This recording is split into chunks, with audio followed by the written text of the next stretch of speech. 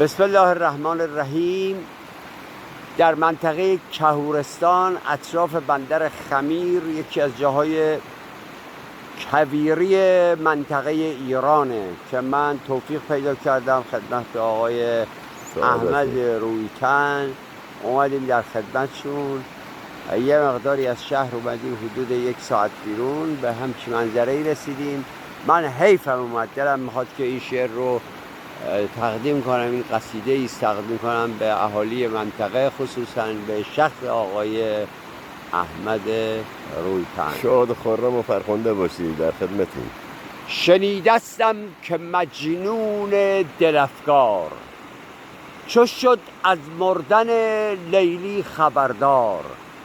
گریبان چاک زد رفت در بیابان، به سوی قبر لیلی شد شتابان.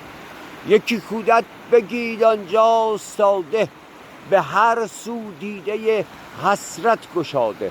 سراغ قبر لیلی را از او جست، پس آن کودک بخندید و بدو گفت که ای مجنون، تو را گر عشق بودی ز من کی این تمنا می نبودی. در این مدفن به هر جانب تو رو کن، ز هر خاکی کفی بردار و بو کن.